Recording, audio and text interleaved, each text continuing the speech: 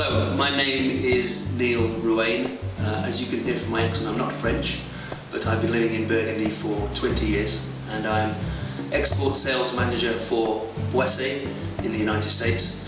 So why is Burgundy so difficult to understand? Well, to understand that, a few facts which are very interesting.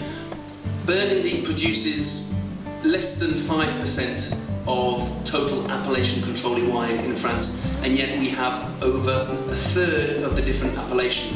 And what characterises Burgundies is that we have all these Pinot Noirs and Chardonnays, because they're the only grapes that are really used in making the wines, and all those wines are named after the villages they come from rather than the grape varietals. And so we have 101 different appellations within Burgundy, each of them making wines that are slightly different from their neighbours because of what we call the terroir, which is the geographical and climatic conditions specific to those different villages. So to understand Burgundy, okay, it's all Chardonnay and Pinot Noir, which is the easy part, but you really have to know a little bit about the soil types, the climates, the individual villages, and what sort of wines come from those villages.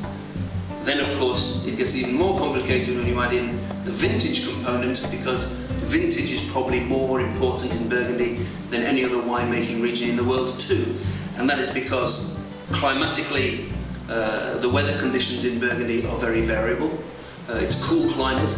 I'm speaking to you today in late May from a very cool and rainy Mercure, where of course in some years I might be in a short sleeved shirt and it might be very warm. So the weather conditions very variable, and of course we only work with these single varietals. Pinot Noir is the most difficult grape to grow, with the thinnest skins, the most difficult wines to make, and so from one year to the next those wines will be very different compared to the wines cooking the same vineyard, excuse me, from previous years. But as our mutual friend Alfio said to me this morning, vive la différence.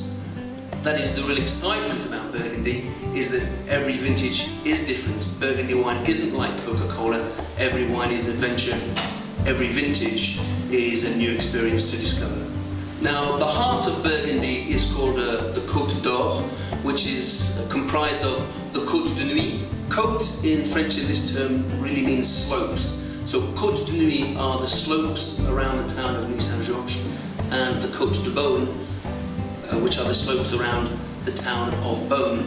And Burgundy, each of these villages I talked about, each of these sections, the Côte de Nuit, the Côte de Beaune, the Côte Chalonnaise and Macron, are renowned for making different styles of wines. And one easy way to remember is that the darkest, most intense Pinot Noirs all come from the Côte de Nuit. All the Grand Cru Reds in Burgundy, except one appellation, which is Corton, all come from the Côte de Nuit. And all the Grand Cru whites in Burgundy, the great whites, all come from the Côte de Beaune. Now, why is that? And we come back to the real term of terroir. What is physically under your feet in Nuit-Saint-Georges, in soil terms, is approximately 30 million years older of what's directly under your feet in Beaune. The reason for that is that when these slopes were formed, which were at the same time as the Alps, just after the Jurassic period in Burgundy, when the Alps were thrown up and this small range of foothills that run north-south were created at the same time, the big wave was formed between the north and the south. In the north, you have the older soils, very deep underlying limestone bedrock and more clay soils in the north, which are real Pinot soils, better for growing Pinot Noir.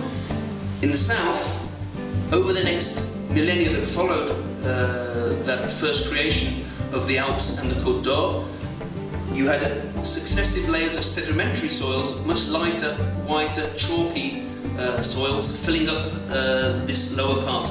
And these lighter, whiter soils are much better for creating these great Chardonnays. Now, the easy way to remember this, if you look at the map of Burgundy, is what we call the Neapolitan ice cream theory of Burgundy. So, in the north, the intense Pinot Noirs, you can think of that as your chocolate slice, the Neapolitan ice cream. Famous appellations, of course, like Clos Vougeot, Gevrey-Chambertin, Vosne-Romanée, those great darker Pinots from the north. In the middle, you have these softer, lighter, more feminine styles of Pinot Noir, which are on the Côte de Beaune soils, a transitional soil from these Pinot to these Campus soils. And you can think of that as the strawberry slice, so classic soft Burgundies like Savigny-les-Beaune, Beaune, Volnay, for example. And then in the south you have the vanilla slice, which is of course the great whites of Burgundy, Meursault, Puligny-Marochet, Chassagne-Montrachet. Now of course, it's more complicated than that because geology doesn't come in Neapolitan ice cream blocks. So that idea has sort of morphed into what I call the chocolate marble cake theory of Burgundy. So you still have dark chocolate at the top and milk chocolate in the middle and white chocolate in the bottom, but you have veins of each of these soil types running through the different vineyards, and so you do end up with wines that you can call cross-dressers, sometimes we call them in Burgundy. Feminine wines appearing in more masculine terroir. Chambol-Musigny, for example, is a very soft, delicate Pinot Noir in the heart of the Pinot land, where of course Pommard can be a very muscular, masculine Pinot style of Pinot Noir, actually in the heart of the softer Côte de Beaune style reds. And this is because you have these veins of different soils and nuances of what we call the argilo-calcaire mix, which is the mix of clay and limestone soils that constitute the Burgundy terroir.